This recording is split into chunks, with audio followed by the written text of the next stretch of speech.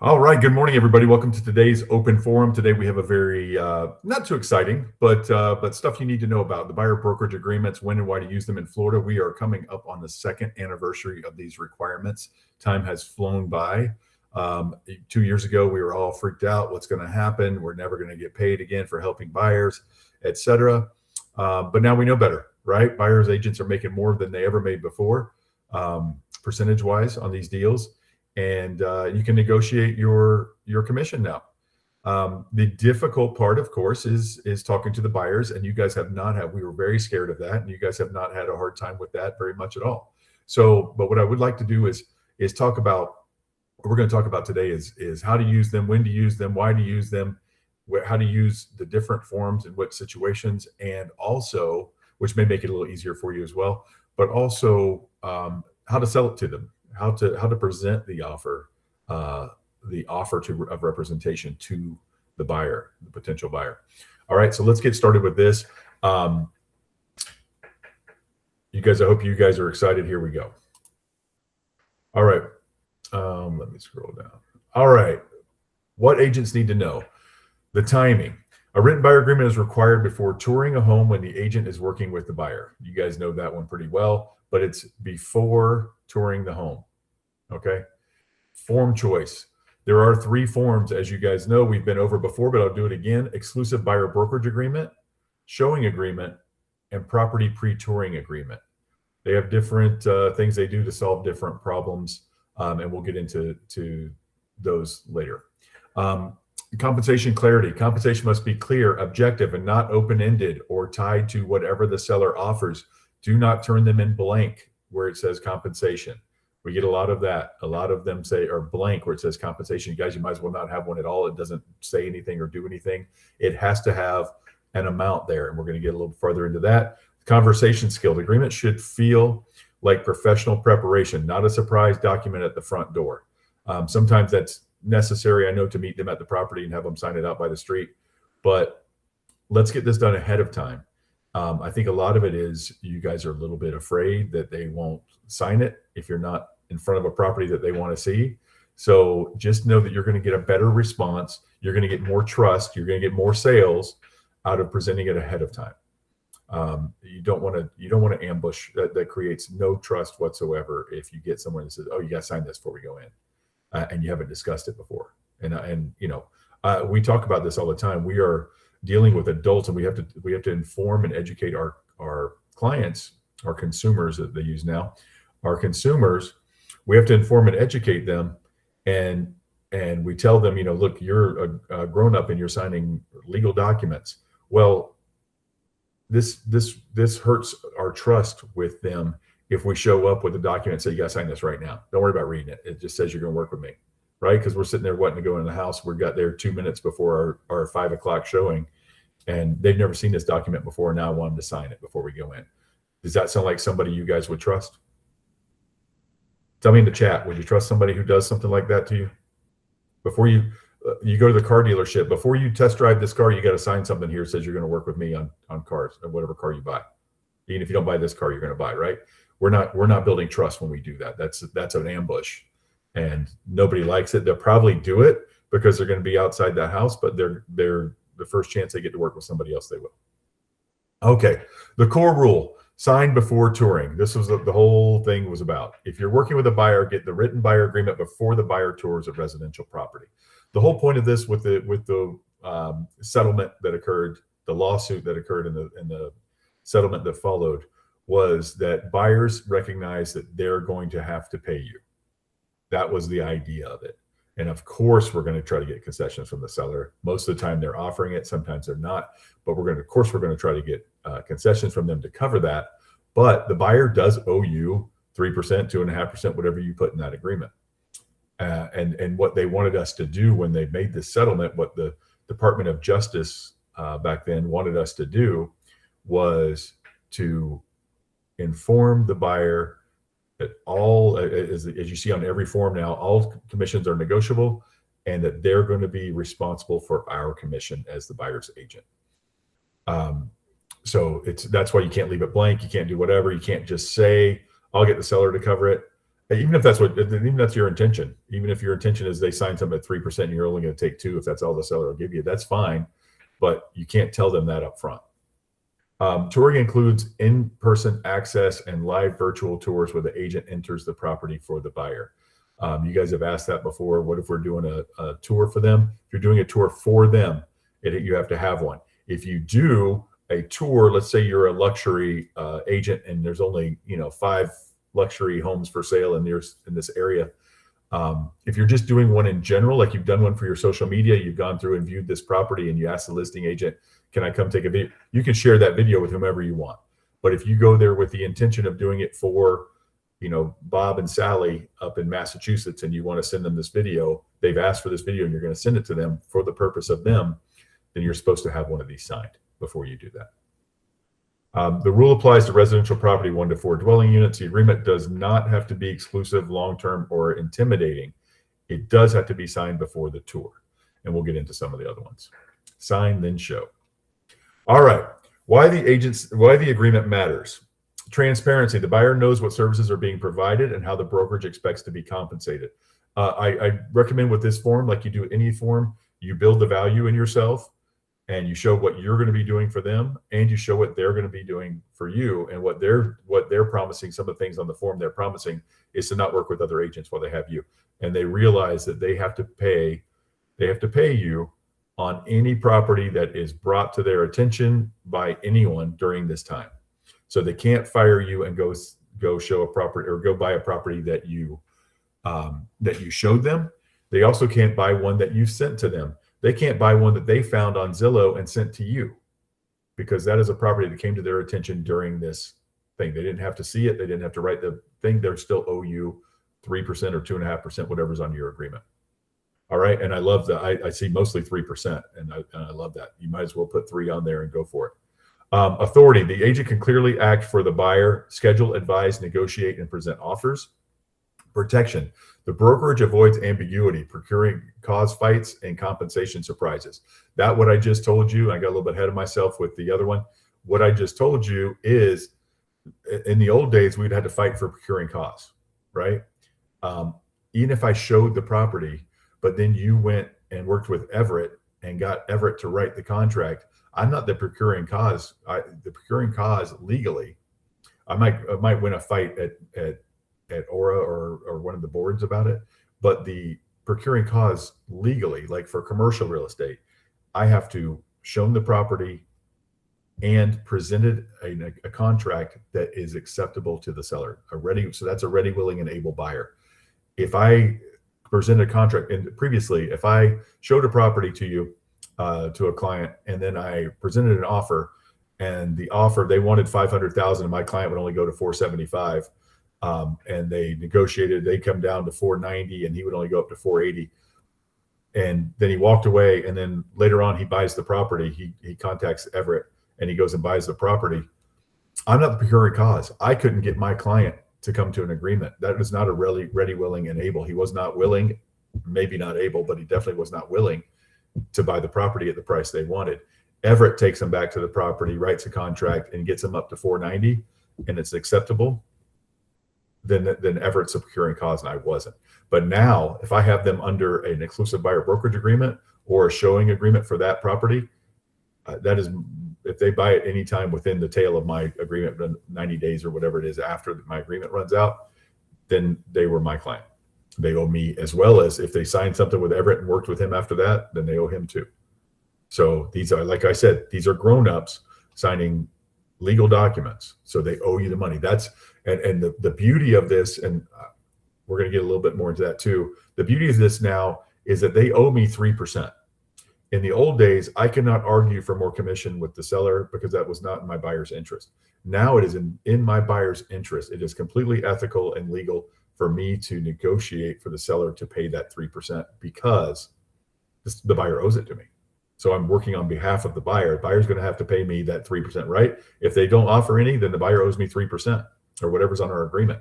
If they offer 1%, the buyer owes me the other 2%, right? Because, and if I'm negotiating, they're offering 2% and I want 3%, I'm working on behalf of my buyer to get that 3%. Otherwise, the buyer would owe me that 1%.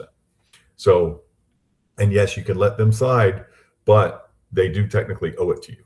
These are, like I said, these are grown-ups signing grown-up documents that are legal, binding. Okay. Professionalism. It turns, can you show me this house, into a real buyer consultation. It sets expectations before access. Guys, this is how when we did this 2 years ago, Carissa came on here and talked to you about this as well. She said, this is actually going to be good for you. We're going to turn this into a good thing. It absolutely has become that. So can you show me this house used to be, I'm just going to use you for 3 or 4 showings and then go work with somebody, whoever is available next time I want to see a house, right? Or whoever I click on Zillow or whatever and go see their listing. But now it is, you're turning yourself into their advisor. You are becoming legally their advisor on purchasing a house, but you also gives you this opportunity to go through this document. This document, instead of being an ambush at the front door, this document can cement you as their expert, as their advisor. That's what you need to be doing to create trust. So instead of, we're not just glorified lockbox openers. We actually advise you through the process, and now it is legal and binding. And to have this conversation with them and get them to sign. Well, it was like that. And I used to tell you guys to use the buyer brokerage agreement before, but now it actually has teeth. And before it just was, people would still steal your client before, and it wasn't as locked up as it is now. Now it is very locked up. It has teeth, and it's designed to get us paid. Okay, the strategy. It forces the agent to discuss price range, motivation, financing, timing, all this stuff. Beautiful. That's what I was just trying to say. It gets them talking. Not just, I want to see a house. I want to see a house. I want to see how, but just trying to get an idea. You're going to get them. You're going to get why they want to buy. You're going to get all their hot buttons. They're going to give you everything you need to sell them.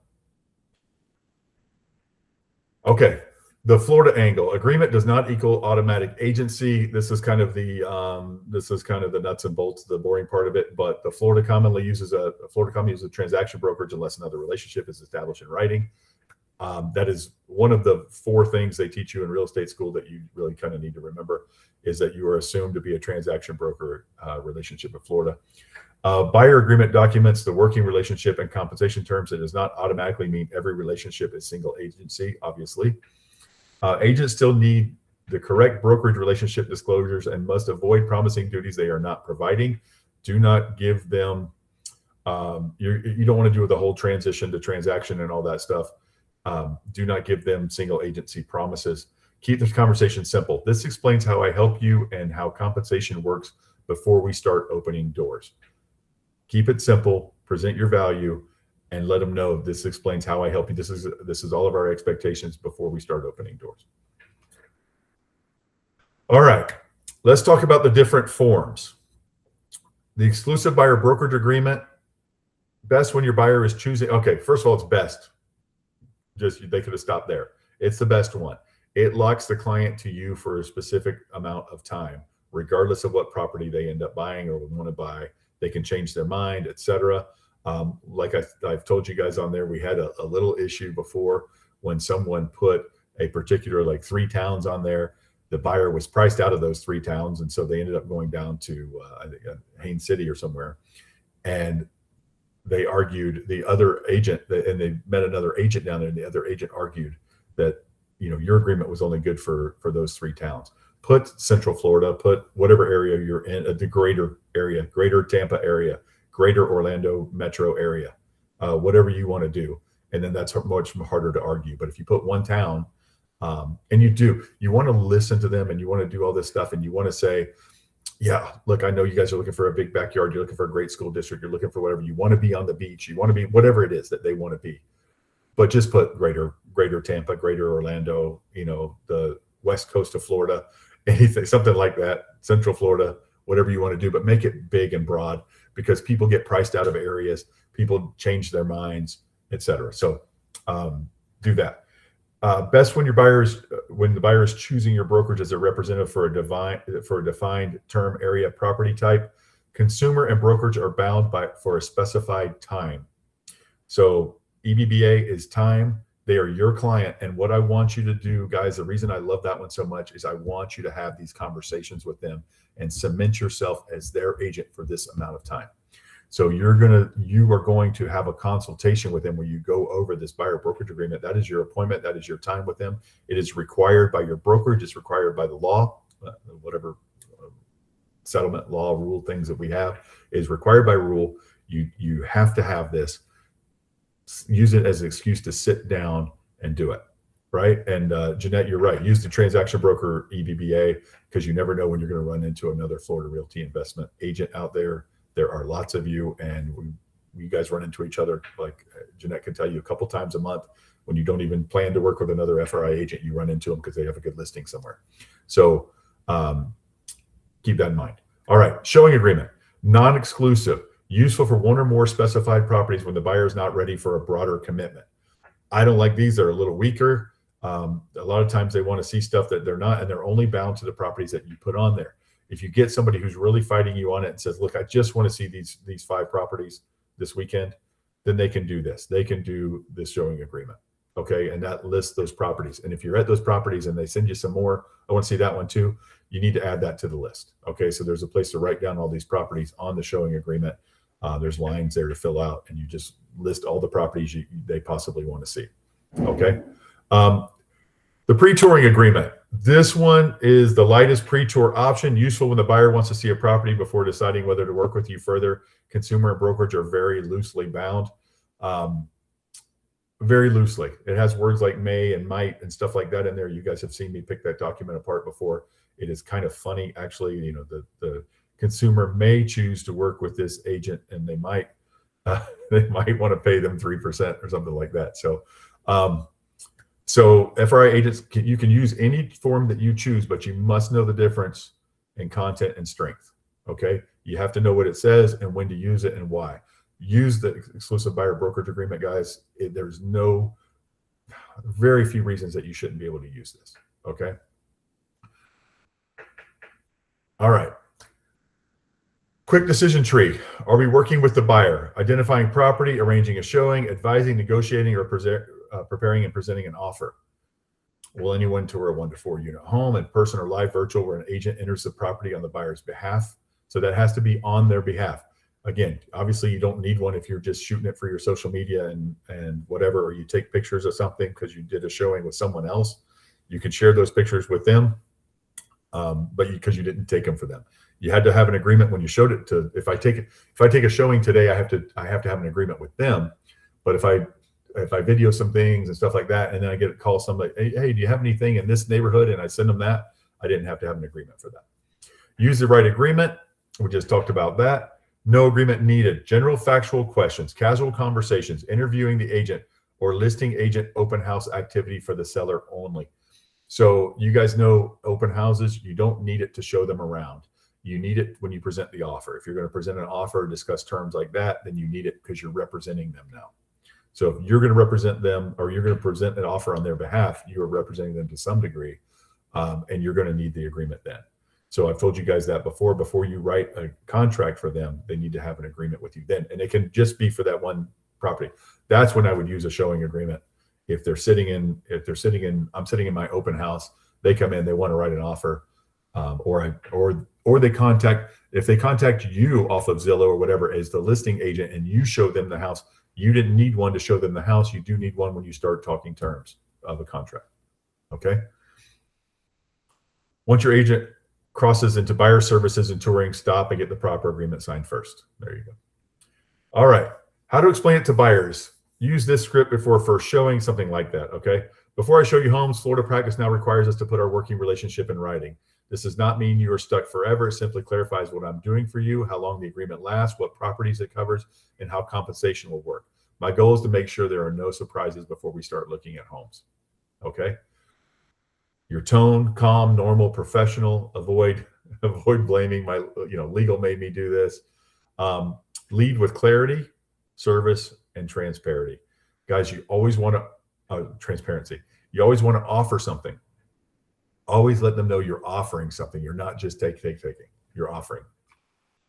Go over, guys, learn the duties that you have here and be able to list a couple of them. I would add that to this.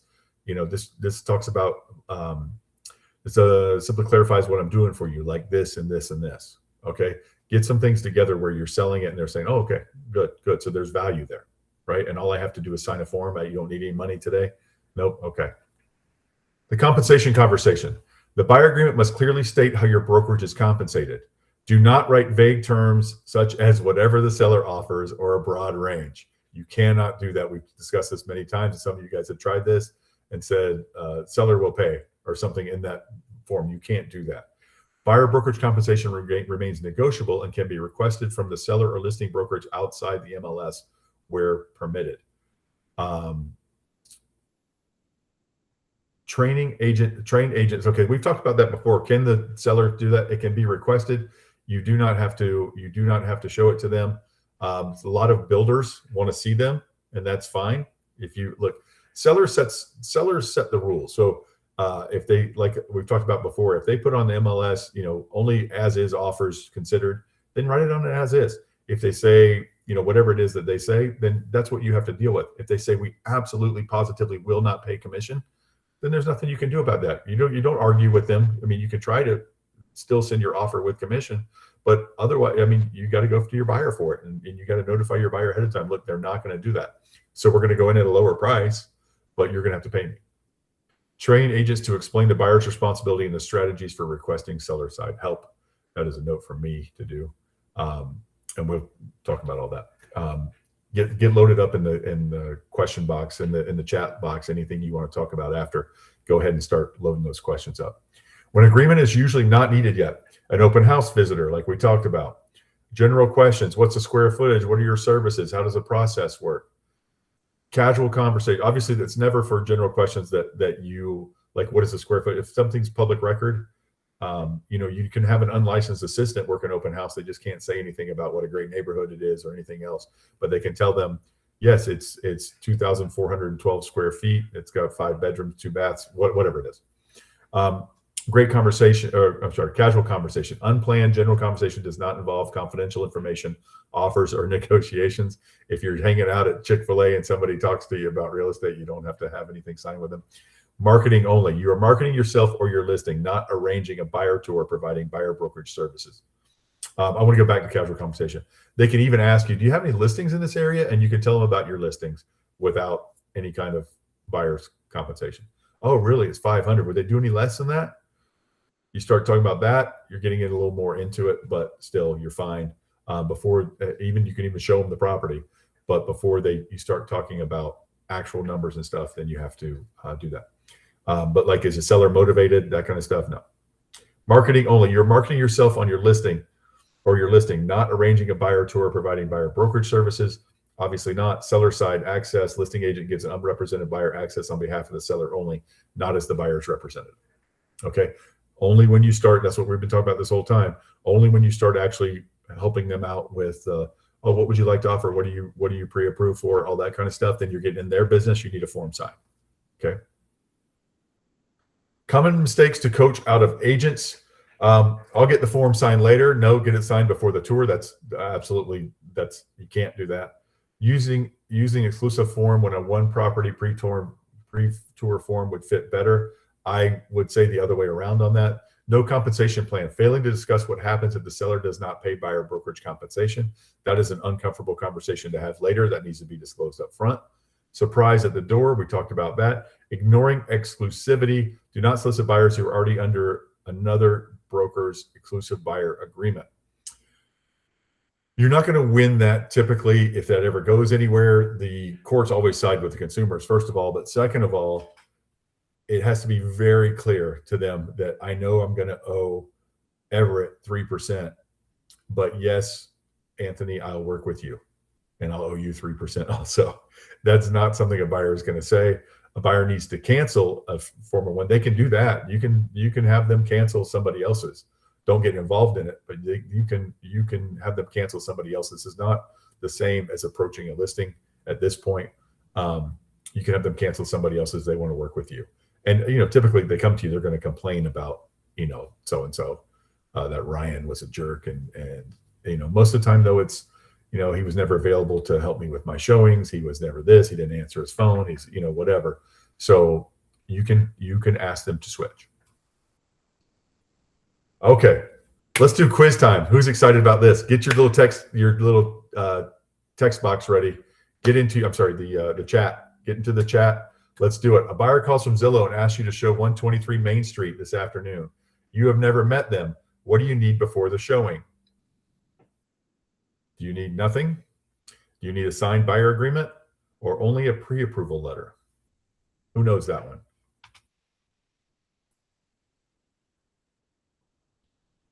Let's go. Nobody's in the chat. Tammy, tell me. Zillow will automatically send them a touring agreement. Okay, good. Okay. Well, forget it was Zillow. It could have been from anywhere else, but thank you. All you really do need is a touring agreement. The buyer broker is a better option, but well, that's the pre-touring. It's the same as the pre-touring agreement. We can have our own pre-touring agreement too. Yeah. But it's very weak and non-committal. You need B. Great job, everybody. You need B. Excellent. A signed buyer agreement. Why? You're arranging a tour and working with the buyer. Use the most appropriate agreement before anyone tours the home. Watch out. Do not wait until after the showing. Form choice can be narrow, such as a property-specific showing or pre-touring agreement if appropriate. Okay. Do you need a signed buyer agreement? You're hosting your own listings open house. An unrepresented buyer walks in and tours the home. Do you need a buyer agreement?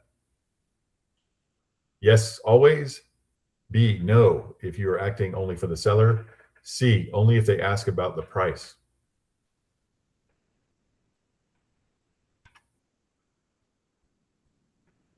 All right. It is B. It is B. Good job, everybody. It is B, only if you ask about price. Why? A listing agent hosting an open house for the seller is not automatically working with the buyer. Watch out. The moment you begin providing buyer services, confidential advice, negotiation strategy, or offer help, the situation changes. As you guys know, you start telling them things and now you're representing them. So they have every reasonable reason to believe so. Okay. Do you need a signed buyer agreement? A buyer is at home. You enter a property and FaceTime a live tour for them. Is that a tour? A, yes. B, no, because buyer is not physically there. C, only if buyer makes an offer.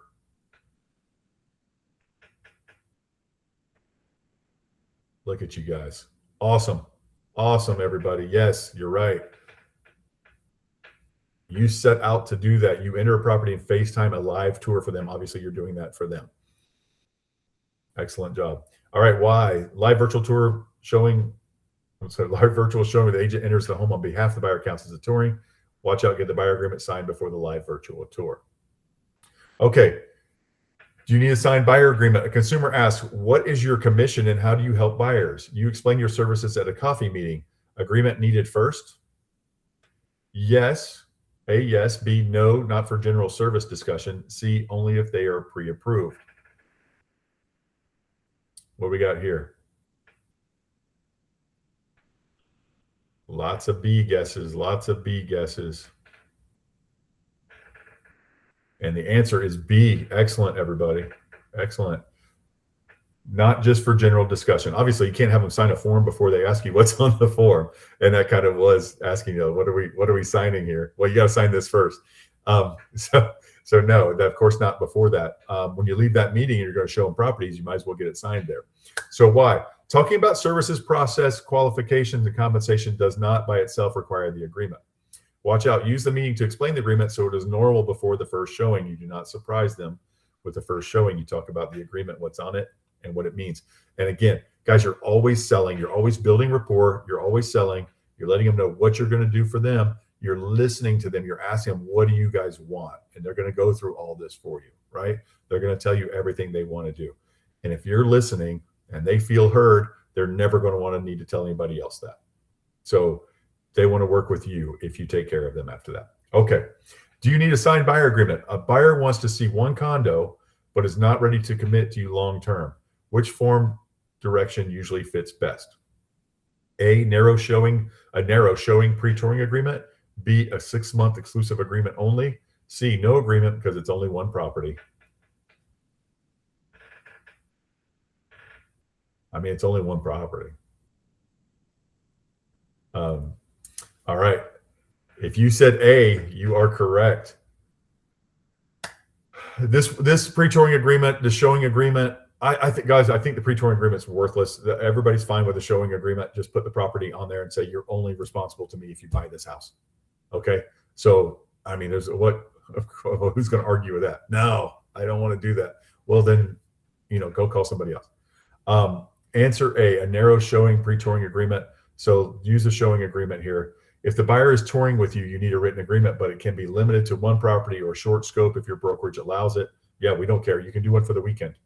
That's probably what I would do, guys, for this. If somebody tells you, I want to see these 5 houses this weekend, say, look, okay, I'm going to just put you under this agreement just for this weekend. After this weekend, whatever, you might not want to see all these houses. You might want to see more than these houses. You might fall in love with the first house you see, but let's just do it for the weekend. And then after that, you're no longer committed to me. Unless you buy one of these houses that I should. Watch out. Do not overreach. The right size agreement builds trust and still protects the brokerage. Okay. The agent's 4-step process. Pause. Before scheduling, open a door, ask, am I working with this buyer? Let's hope so, right? So 2, explain. Frame the agreement as clearly. Frame the agreement as clarity, transparency, and professionalism. That is what the agreement is. Clarity, transparency, and professionalism.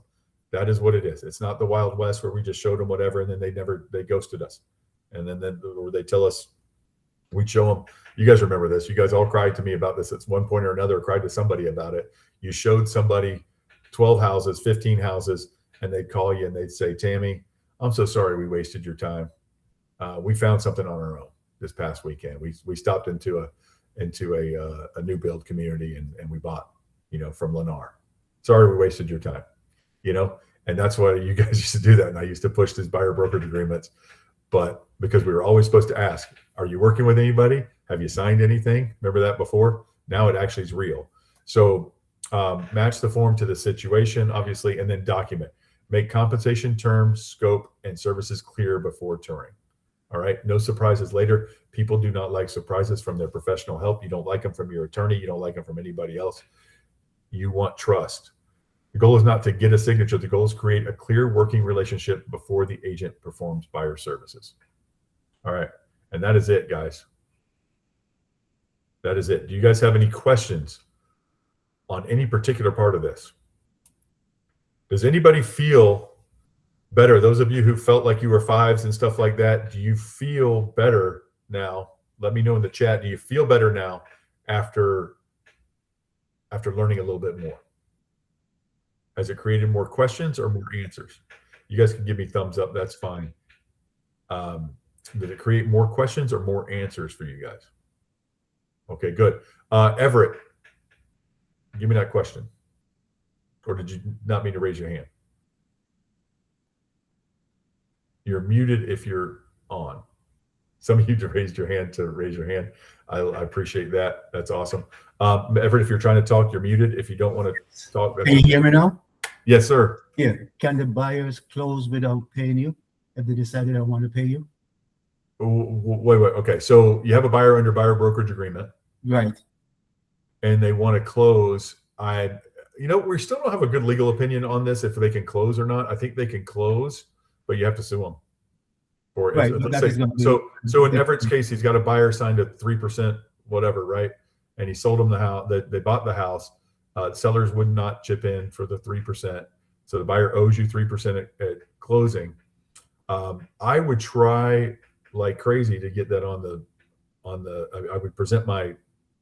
I would get a lawyer involved before closing if they told me up front they didn't want to close, because they do. Oh, that is something we could not do before, but we can do now. They absolutely owe us, just like the seller can't get out of paying the listing agreement, right? They can't get out of paying the listing agent. So I believe you could hold up a showing for that, or a closing for it, and I wouldn't mind doing it. I don't think that's unethical. The buyer owes me, but worst case, you can sue them after. But that is going to be very difficult and costly. Well, they have to pay you have to pay your legal fees. Right. Okay. But that's why I don't like that is why, though, we don't like arbitration, because arbitration, someone can do that to you and not have to pay your legal fees. That's why we don't sign the arbitration part. And you don't have to use our form that has it completely blacked out, but I would if I were you. Otherwise, you just don't initial it. Okay. And the title company is not under no obligation to include your fees if the buyer said no, they're not going to pay us. Have you ever had a seller say no, that they won't pay the listing I've agent? heard that story before. But you've heard a seller try to not pay the listing agent? Yes, and the title company said if they decide they don't want to pay, they can't. They don't want to. They don't have to put it on the closing sheet. Okay, I would not accept that. That is a completely legal document, that is 100% legal. But so to answer that, we haven't had that yet, but we probably will eventually. Okay. Thank you. You bet. Any other questions, Christina? Hey, and I mentioned this to you, but I just wasn't sure like what the obligations were agent to agent. I had a situation where another agent lives in close proximity to some customers of mine, and they asked them about some design, because they flip houses. Anyways, I guess they gave them a consultation about how to, remodel the property and may even be continuing to kind of advise them. And they didn't realize this person was an agent. So if you have somebody that asks you for advice, what is the agent's responsibility? Do they have to disclose that they're an agent, and not just a flipper? Or what is, like, if you have somebody that thinks you're just into design, like, what is the agent's responsibility from a disclosure perspective? If you're not angling for any commission, you don't have to tell anybody anything, unless you're trying to weasel in on some commission. But I don't have to tell. I don't have to tell anybody. My server at Fridays, I don't have to tell them I'm a realtor, unless I'm trying to get money. I can give them free advice. I can do whatever I want. But as long as it's free, you can do whatever you want. If a property is under contract, like let's say, I have a property under contract now, but what are they trying to do? What is this agent? What do you think this agent's trying to do? I'm not sure. If they're just giving friendly advice to a neighbor or whatever, then that's fine. Okay. But as long as they're not angling for whatever, they're probably building trust with them and stuff like that. If they ever flip it to I'm an agent kind of thing. Sure. But if they're not aggressively, obviously they're not an agent first. They're not, out there, let me buy or sell your house. So the answer to that is I know that, like, for example, if something's under contract and, somebody calls, because I've had that, unfortunately, where somebody called me and they're like, hey, somebody that I had worked with for a while, at least advising and sending property. Oh, hey, we're buying the property that we're renting, and, the owner has a realtor and they want us to deal with her. So we're dealing with her. And I had to tell her to stop calling me, because she kept calling me and asking me to advise her on, the contract and the deal and the offer. And I'm like, I'm not your realtor. I can't advise you. So I just was curious if that same kind of thing applied to somebody, taking an inspection report and saying, well, what's this going to cost? And, this renovation and that renovation, it's a similar thing where it can be problematic for that person if they're giving advice to a property that's under contract and their license. Yeah, I think a lot of it comes down to a friend thing and a professional thing. I think they're split. I don't think that person's in violation if they're. Sounds like you're not advising them on what you're dealing with. It sounds like they're advising them on renovations and stuff, which is not. Sure. Okay. But if they're just discussing the property and they start telling them, "Oh, that Christina doesn't know what she's doing," that's a different. Right. Okay. Very cool. Your other thing, I'll be working on that a little bit today. Okay. Thank you. You bet. Winnie. Hi, good morning. I have a case ongoing about 3-4 months ago. I have a new listing that I just put it on the market.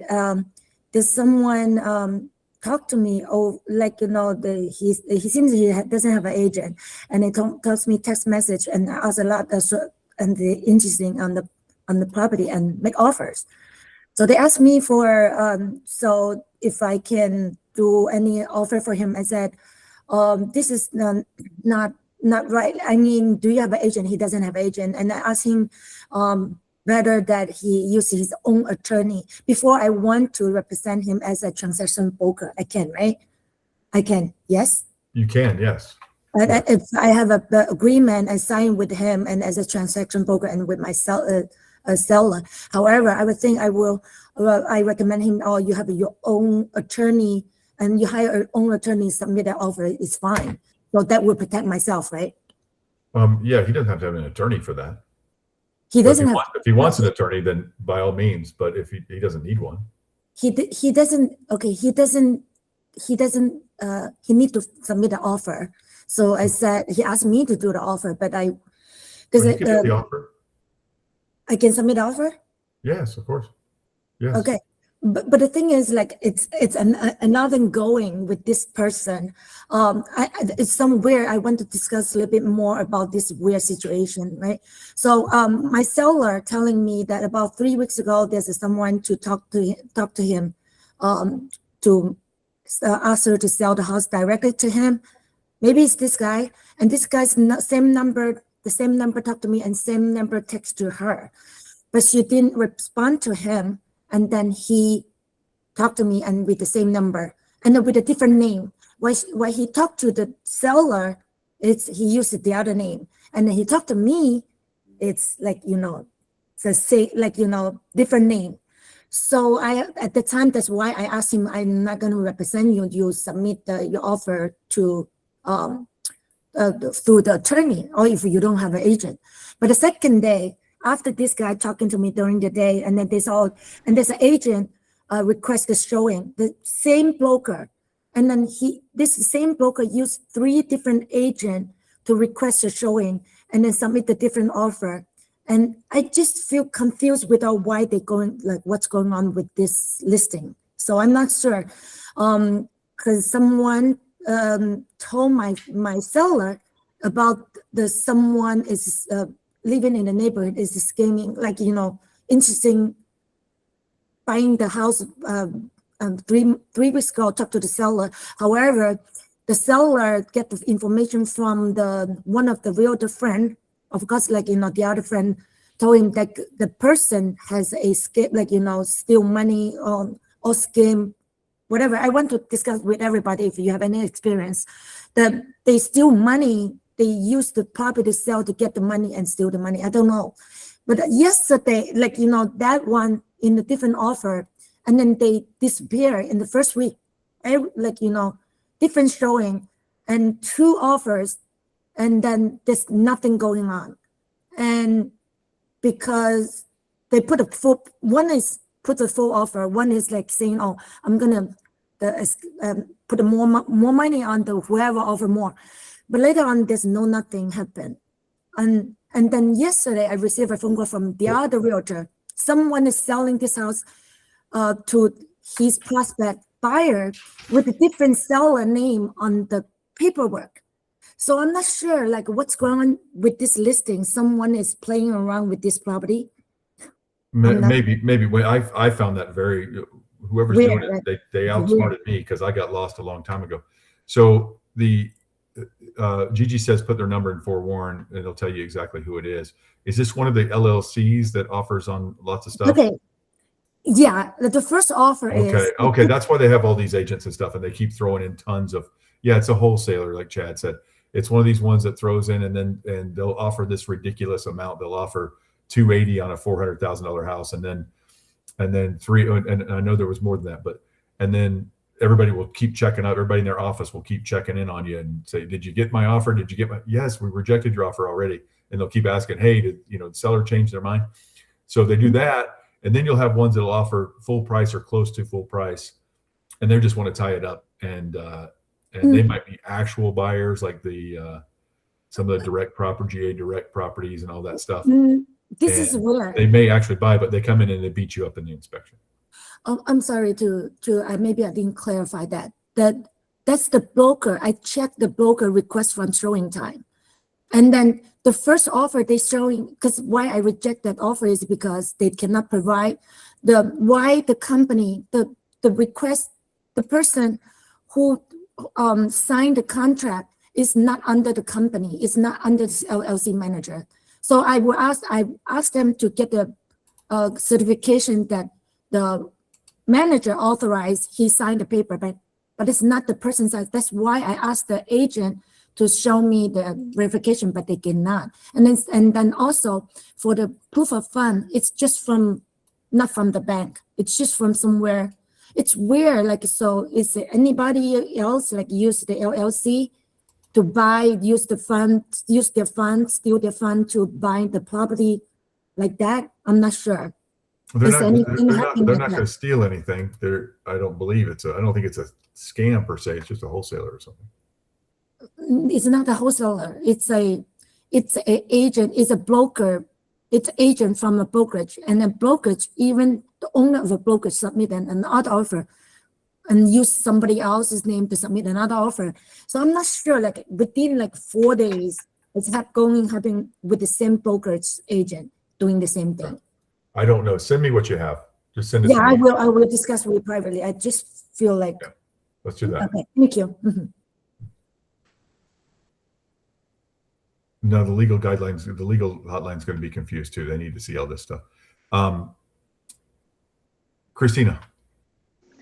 Hey, and just for additional clarity, because I had this when this whole thing rolled out in 24, where a buyer called me on my listing and he's like, I don't know how it came up, but he was very clear that he did not want to be represented by anybody. So in that case, I mean, I guess we were able to open the door, discuss the facts of the property, but he's got to present his own contract. We can't advise, like, I mean, I don't know what exactly where the line is, but he was very clear he didn't want my help. Okay. Well, you signed a no brokerage relationship with them. Right, but what are the, I mean, like, what are we able to do? Like, is there anything crossing the line into legal advice? I mean, we open the door, we tell them the facts about the property, and then that's about it, right? That you can answer anything that's on the MLS. That's it. Okay, that's it. So Yeah. if he wants comps, if he wants offer advice, if he Oh, needs absolutely no comp. help with No, absolutely no forms. comps. No Yes. comp. Nothing that tells him what he should offer or anything Right. like that. Okay, he's got to get his own forms, He's got to do everything. so on and so forth. Okay. Yep. He understood. can hire a lawyer to help him, or he can do it himself off of whatever. Right. You can, you can't provide him the forms either. No, I wouldn't do anything like that. Right. Okay. Okay. All Alrighty. Any other questions? Any other questions about buyer brokerage agreement or anything else? You guys feel good about buyer brokerage agreement? That is awesome. Loving that. Anything else in the chat? Let me check the chat. John, go ahead. John, you might be muted if you're trying to talk. Bottom left hand, there's a microphone. Okay, can you hear me now? Yes, sir. All right, not a commercial, but just a cautionary thing. One of my listings, or my listing, I got a phone call from, and I have in the showing instructions to, of course, to hit the showing instructions button. And as you know, you get a notification that somebody has hit the showing instructions button. I did not get any notification. I had somebody call me. This deals with the world of internet. I had somebody call me that said that she wanted the code for my Sentry Lock because she did not have Sentry Lock, and she would be working through her broker to show the house. Well, the bottom line is, excuse me, I looked her up on the DBPR. She did have a license, but she was inactive and did not have access, was not listed on her broker's website. And of course, I did not give her the code to be able to open the Sentry Lock, and just wanted to make other people aware of that, because in this age of internet, I guess people were looking things up and perhaps being less than honest in their dealings with trying to show houses. But it clearly stated that her license was inactive, and it wound up not being on the broker's website even. Right. Okay. Well, the inactive part tells you everything you need to know. Don't give her a code. Yeah, if it says either voluntary or involuntary inactive, then they're not signed up with a broker, even if they're current. Right. That's it. No, okay, good. Christina, sorry, I'm reading the chat. Christina, thank you, John, for sharing that. I'm just curious. I mostly work with like warm leads, like people that I know or people that I know, past customers. So I'm generally just getting a buyer broker agreement signed. I'm curious because I know like a lot of people on here will get Zillow leads or things like that. And I do get some leads from like Google and stuff like that. But are people doing the pre-touring agreement or are you doing the showing agreement? I'm just curious what everybody on the call is using or what you guys are, if it's a cold lead, are you saying, hey, because that when I do get a cold lead, that's the direction I go with a showing agreement, transitioning into a buyer broker. I generally don't do the pre-touring agreement, but I think that's what, is that what Zillow pushes? I think Zillow just wants you to go, don't check anything, go meet that stranger at that house. So Yeah. I was curious if people are doing the pre-touring agreement or not. Jeanette could probably tell you this better than anyone. Jeanette, if you're there, how many pre-touring agreements are you seeing or showing agreements compared to EBBAs? Not many at all. Everybody just sticks to the EBBA. Okay, there you go. Not too many. Not many at all. Good. Thank you. Good. That's what I like to hear. I just think they're just, I know they're stronger. And that shows you guys are getting them signed. And I don't hear a lot of you guys complaining about getting them signed. And I love that because you guys complain. We got more complaints in the months leading up to this 2 years ago than I've got since the 2 years started. Way more. You guys were nervous. You guys were calling me, how am I going to do this? I'm so scared. Should I even bother with real estate anymore? And Tammy, has it been much worse or about the same? I mean, the market's not as great as it used to be, but Market's worse. yeah, well, market's about like it was 2 years ago.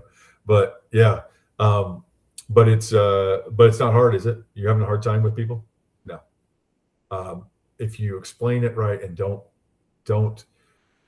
even some of you guys are getting them signed. If you're doing it at the front door as an ambush, you're hurting yourself. Get it done before. Let them know about the form. Let them know, this is a requirement now, blah, blah, blah. And get a little elevator speech together about what it is and what you do for them. Do it just like Tammy, you know what to say when you want to list their house. So do the same. Tammy, you mentioned Zillow and pre-touring agreements. So you're saying Zillow automatically sends them pre-touring. So are you? Yeah, I just nixed my subscription with Zillow because it really hasn't been paying off. But yes, when they send you a lead and it automatically, I can't remember if once you schedule it, they automatically email them a touring agreement, which is like a 7-day agreement. There's no commission or anything on there, I don't think. And to me, it was really kind of what I did before we even had this. I would meet people and it would just work out. And so I just went with that agreement. And then if we kept working past the 7 days, then I would do the exclusive buyer agreement. So it just, because those are such last minute, hit the button, I want to see this house. And it's just easier. They sign that touring agreement and you just go meet them. And then you explain when you're meeting them how you're going to move forward with the other agreement. It seemed to work. Yeah, I mean, I saw a coaching session, like once in a while, tune into these free sessions that Tom Ferry does. And he was talking about one of his top producers and the guy came on and showed his BBA consultation. And it was essentially like, sign here. Yeah. There was like zero level of explanation on anything. And, I do an explanation. I'm not going line by line, but I do an explanation. And I'm just curious if everybody's doing the sign here or, I mean, it's just something I'm curious about how much level of explanation is, provided or questions are being asked, but it's interesting. That is interesting. I'd love to know how many are just doing sign here. You're hurting yourself if you do that, though. I will tell you that. Winnie.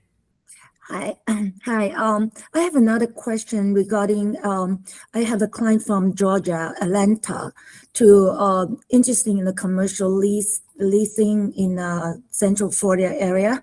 First of all, that they might buy a second generation restaurant and commercial lease. So should I sign a separate agreement with them, or just one agreement would be okay? Because they're gonna buy the business. You don't maybe. need it. You don't need it for businesses. You don't need it for business or space or commercial. You don't need it for commercial or business. Only 1 to 4 unit residential housing. Oh, only the house. Only the housing. Only 1 to 4 units residential. Oh, okay. So I don't need any agreement for the commercial. Correct. Nothing. Oh, okay. All right. Yeah, commercial agents aren't doing this. They're not part of NAR. This is a NAR settlement. They're not part of NAR. They're not doing this. Okay, so they can have a multiple agent to working on them. Yes. Oh, I see. Okay. All right. All right. Thank you. You bet. Thank you. Anthony. The question I had was on the EBBA form, brokerage relationship. I know as agents, we consider ourselves transaction brokers, but on that form, it says to fill out the single agent and then consent to transition the transaction broker. Only if you do the single agent one. There's a transaction broker one. You can, There's Oh, one there's that's just another form? transaction broker. Yeah, there's one that's just transaction broker. oh, great.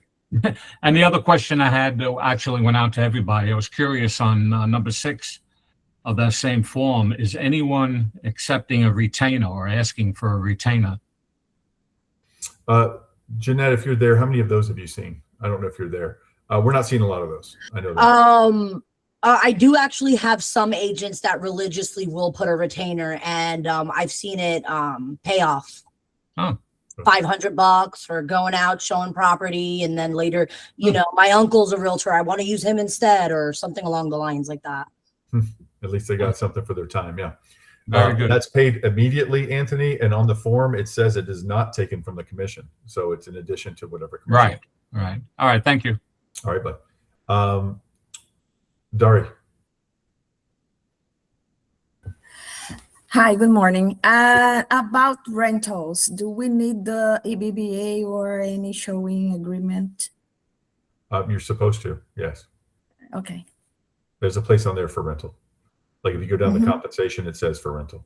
Yeah, because usually, like I That I would take a I do- retainer on yeah, for sure. Yeah, I usually do that for friends, so I don't charge anything, just receive the referral fees. Mhm. So I never know how much it would be depending on the property. So that is why I'm asking.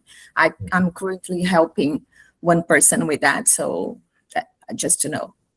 I've Thank seen you. that. And you know what people are doing now? People are making money on rentals that they didn't used to. People are putting a full month's rent in there. They're putting, Oh, really? they'll put, people are putting $2,500 in Oh, the yeah. compensation box for rentals. They're doing a Mhm. $500 retainer and a $2,000 payment or something like that. Oh. So it's, But even if she put like $2,500 and chose to charge them nothing, she's covered, right? Because you can't exceed the amount on there. yeah, So you can let them, you can let them put go. an amount on there and not take anything, but if you Right. get something, you're covered.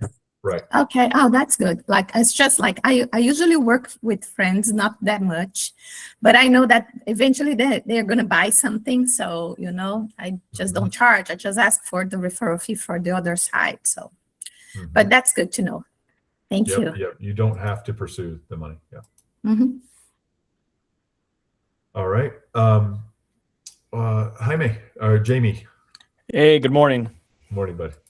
Hey, actually, 3 quick questions. The first one, I think I just heard it applies to leases also. Like if you're looking for someone for a rent, you want to get the buyer agreement? For rent, but not commercial rent. Yeah. Correct. My second question is, if an investor wants to buy a single family home, would it be the name of the person or the LLC or both? Okay, there's no shenanigans on it. It says on there, you or anyone related to you. So I can't have a husband and wife, and the wife signs the form, the husband doesn't, and then they buy a house under the husband and say they don't owe you. That can't happen. Or they start an LLC and say they don't know you. You're covered on that. It says says something on there. The language on there is built to handle that. So we want to go in with the name. Yeah, go with the name. Okay. Yeah, go with the name. Yeah. You don't want to go with the LLC because Okay. one LLC might not be related to the other, but it's all covered. I mean, that one would work in your favor in court. Perfect. If And they try to use a different LLC. If I start a new LLC instead of the one I gave you and buy it, you're still dealt with me. You showed me the properties. I still owe you. Absolutely. Then the last quick one is, if, where's it slipped my mind here? You mentioned that this was a NAR thing, but earlier you had said that it was a company and then obviously a law. If I'm not technically a realtor, is this still, should we still be doing it if you're not a realtor, just obviously a real estate No, I know agent? you're doing commercial stuff. No, your real commercial stuff is not. If you're not a realtor, you don't have to abide by it either. Even if I show up residential home, like we had mentioned, where you might I come would across just do those. it. Do it because they need it. So yes, do it.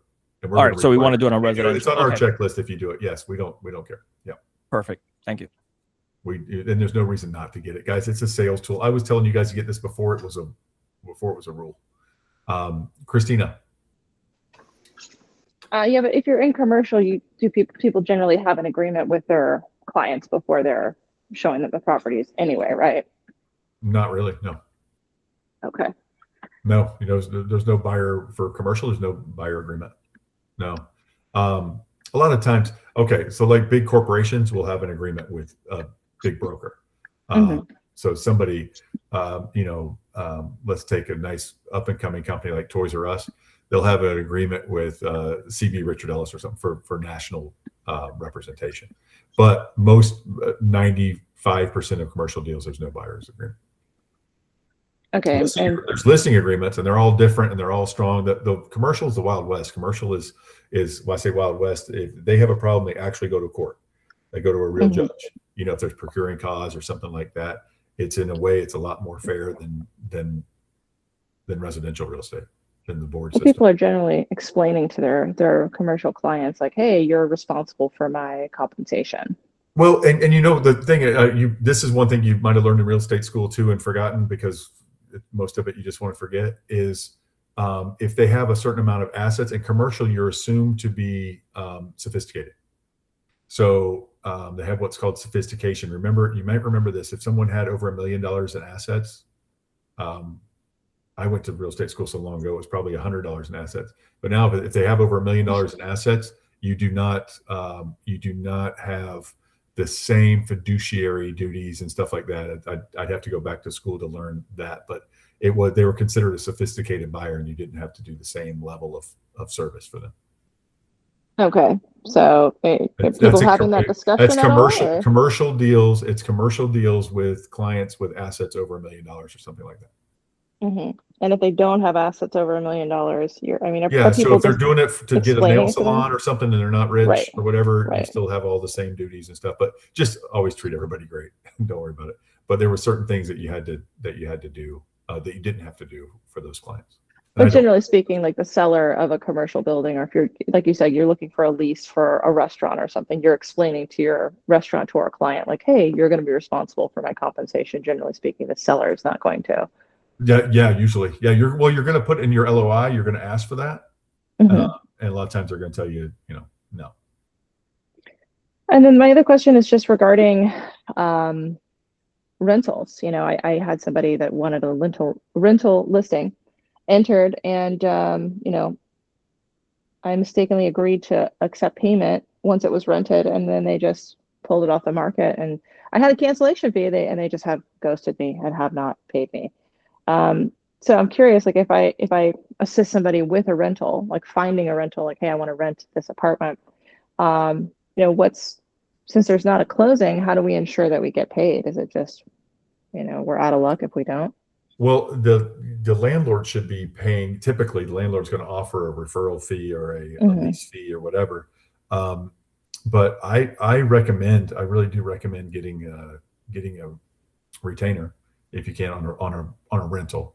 But no, you could take them to small claims court, whatever. I mean, you've fulfilled your obligations. You can take them to small claims court, but they can't. But that's the option. Yeah. If we have a $500 fee and they're paying $50, if we want that $450, we have to take them to small claims court. Correct. If they refuse to pay you, yeah. And then in terms of if we get a retainer, I'm assuming we give them the brokerage's wiring information for that, correct? Yeah, they can do a check. They can do whatever. Yeah, we'll process it. Okay. Thank you. Oh, you bet. Tammy. I find when I get like a random person that I don't know and they need a lease and I tell them, oh, that's fine. I'm happy to help you. My fee is $500. They're like, oh, okay, thank you. They really never go on. People don't want to pay you to help them find a rental. Sure. So Okay. I'm like, okay, that's fine with me because and it's like, and I'll show you for 500, we'll do 3 properties. Anything more than that, then, it's going to be additional and they don't Mhm. ever go forward. Gotcha. Yeah, Okay. yeah, and I mean, you guys know this. It's the curse of the realtors that where, oh, you're a realtor? I got a friend you got to meet, and you're like all excited, and they're like, yeah, they want to rent something up by, and you're like, oh no, they can go up to $2,000 a month, and you're like, okay, we can find them something. And they're like, oh, they want to rent, and you're like, oh, okay. Or better yet, they're like, I had one person be like, oh, you got to meet my friend, and he was just he was a broker owner. It's like, you guys can co-list my property for me, like with a different company. I was like, well, Yep. okay, thank you. There you go. You guys should have lunch and network. Great, thanks. Uh, that's great. Any other questions or comments before we go? Anything for anybody? Understood. That's for Tammy. She does the same. It's a filter to keep out the no payers. But yeah, it's so funny. And people give you a renter and they're like they're doing you the biggest favor in the world. Yeah, you owe me one. Yeah, thanks. All right, guys. You guys have been wonderful. And hopefully you learned more about this. We've been seeing a lot of problems with it. Jeanette yells at me about it all the time, about how you guys need to get your buyer brokerage agreements. Why are these people not doing their buyer brokerage agreements right? Leaving them blank, leaving the compensation blank. She's talked to some agents who said, oh yeah, I didn't know what it would be, so we left it blank, or whatever the seller wants to offer, I guess I'll do. That's not how the form works. The whole point, we went over this very distinctly. I should have asked another question. Here's a question for you guys. So you got somebody in there at 3%, and you take them, and they, lo and behold, you're happy to hear they want to go to this beautiful new community at Pulte Homes or whatever, who's offering 3% plus a $5,000 bonus. Now what do we do? We get our 3% plus $5,000, or what do we do here? Yes, Tam. Christina, I'll go with you first if you're answering the question. If not, we'll hold. I had a different. Okay, Tammy, what's the answer? And then we'll come back to you, Christina. Oh, you'd have to get an amended buyer broker agreement, but it's a little awkward to say, in my opinion, hey, they're going to pay me $5,000 more dollars. Or you can say, you know what, they're offering $5,000. We can split that, but I need you to, we need to re-sign this agreement. I'll give you, we can give you 25 and I'll do 25. I don't know. It's kind of awkward. That is where the buyer brokerage agreement has helped buyers in that, because you do have to modify. You have to do a modification to the buyer brokerage agreement, and you have to go back and say, look, but what you need to do is, if it's true, not if it's not true, but a lot of times it's because you've sold your third Pulte house of the year or something. Yeah, right? that's true. And so you have to say, look, this is my third one, so I get a bonus. I'll give you guys 1,000, Yeah. or whatever. I appreciate you doing this. I'll split this with you a little bit. Since it's my third one, I'll give you a third of it, but I'm keeping it, whatever, right? Yeah. So sign this. I mean, honestly, if I were the buyer and you told me that story, I mean, I'd sign it for $100. So I mean, it's more than I had before, and good for you. Right. It's your third house you've sold there. I'm happy with the house, etc. But not everybody's reasonable. But some people, I'd sign a form that doesn't affect me for $100. I don't care. So, but 1,000 for sure. Yeah. Give you guys another 1,000 towards your closing costs if you do this. Got it. Thank you. So yes, that's the correct answer. Modification to listing agreement. And yes, it is an uncomfortable conversation to tell buyers. I know I'm making 21,000 if you want to already. keep it's uncomfortable if you want to keep the whole thing and not offer them anything. Right, right. Well, still, yeah. it's an uncomfortable conversation. It's also, for me, it's uncomfortable to give away thousands of dollars too. So that's uncomfortable. But yes, you're right. So that's what you have to do, and it is an uncomfortable situation. But there you go. Christina. So Rider FF is sufficient for buyer for compensation. Rather, I know you don't like. I don't think you like GG, right? So if I just do a new contract and I have FF. Oh, you're throwing letters out there. I hate GG. GG doesn't do anything except make a bigger deal about us fighting over commission. That's all Yeah. GG does. Yeah. Let me find. FF is the one where it's a newer one that says like, hey, we're To the buyer's credit. It's about, but that's about credits going over the allowable amount. Is the idea of that, right? No, not as I understand Credit it. related to buyer's broker compensation. Hold on one second. One of these is just about that, pretty much. It has a line that mentions what happens if they are not allowed to. That they're gonna give them a credit specifically for your. This is okay. This is a compensation. credit related to it. So this can only be buyer brokerage. Sorry, it can only be seller. It can't be. So if Tammy has a 6-3 agreement with her listing, then this doesn't relate to that. This is about the seller doing it. This is about when I call Tammy and I say, what are they offering? Or I'm sending in my offer. Or I say, where's the compensation agreement? They're not offering compensation. So I'm going to put that here. They're going to give me 3%. They're going to give the buyer 3% to pay me. But if Tammy says they're offering 2.5%, then I don't use this because she's going to have a compensation agreement. So if I'm putting in an offer and I have a compensation agreement, I might buy BBA with my buyer, and I'm just submitting it with the FF, it's still putting it in writing like, hey, they're paying the buyer or the buyer in the explicit. Yeah, but not if somebody has an agreement to pay you in their listing agreement. Seller's broker to buyer's broker. So this to me, the only reason to use this form is because of that one line. It's because of this line. That's the only reason to use this form. Because there's a seller to buyer's broker and there's a seller's broker to buyer's broker. That's all you need to get paid. You're doing it this way through the buyer, and there's no right. But so if I submit an offer and I submit it with FF to, like, I have the buyer and I'm submitting an offer to somebody's seller and I just have FF and my BBA, is that all I need for the office? And and they sign it saying, yeah, this is a buyer's compensation form. Yeah. Okay, so that's sufficient. You guys don't require anything like, if I have a 3% with my buyer. This is fine. This is and fine I submit for this. FF. Yeah. Okay. You guys don't require anything else. Okay. No, this is cool. Fine. Thank you. Yeah, this is fine.